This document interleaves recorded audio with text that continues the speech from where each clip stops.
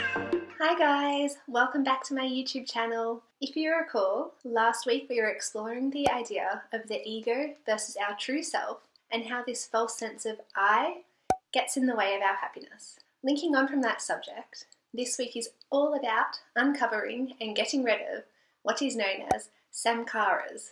If this is the first time you're hearing that word, you might be thinking, what the heck is this all about? I know when I read it, I had absolutely no idea what this strange word meant.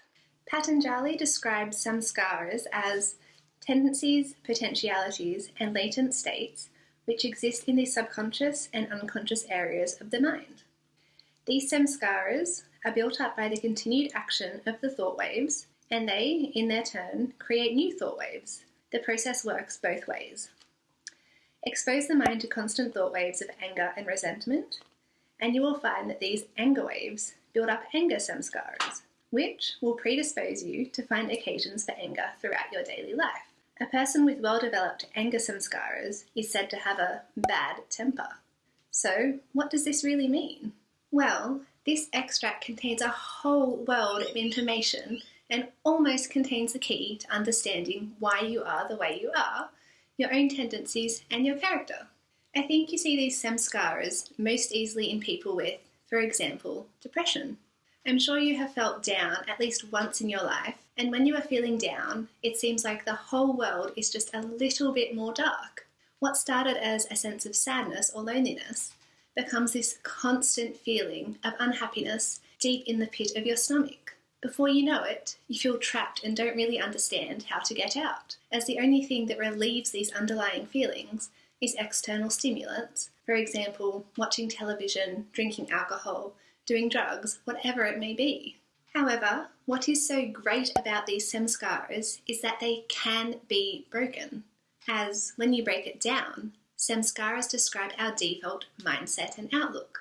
As we touched on above, if you repeatedly expose the mind to thoughts of negativity or anger, over time you will develop a negative or angry demeanour.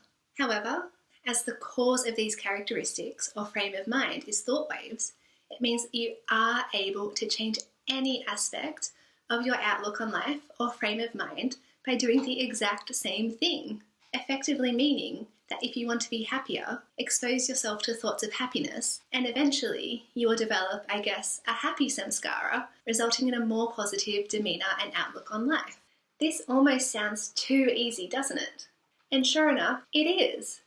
However, from someone who has been through this process, it does have its challenges. As you can imagine, if you are currently more prone to sad or depressive thoughts, it will be quite challenging for you to break out of this thinking-feeling loop, as your mind will naturally default towards negativity. It also becomes more challenging for some as they fail to accept responsibility for the way that they are. They might blame external situations or circumstances for their behaviour or thoughts. For example, it's not my fault that I'm sad. Look at my life. Or, this person has it way easier than me. Why does my life suck? These thoughts only have one purpose, and that is stopping you from taking responsibility. And if you aren't taking responsibility, how can you hope to change your life or how you think? On one hand, it is much easier to blame others for your thoughts or your life. However, you end up losing if you choose this route. You end up losing because your life will never change, and you will keep being miserable and keep wondering, why me? If you truly do wish to change your outlook and frame of mind, you need to accept responsibility for the way that you are and force yourself to think positive thoughts instead of negative ones. You need to start training your mind, like you would train a muscle, towards positivity. You need to understand that by not taking responsibility, you are only hurting yourself. It's that simple. If you can't think of positive thoughts, at least counteract unfavourable ones. It will be difficult at first, but I assure you that the end result is very rewarding. At the end of the day, your mind is like a muscle which needs to be trained. You are capable of rewiring yourself and ridding yourself of old samskaras to make room for new ones. The power is in your hands.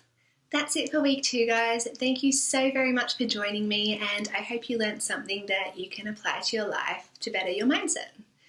Tune in again next week as we discuss the idea of true happiness. As always, hope you have a magical week, and thank you guys so much.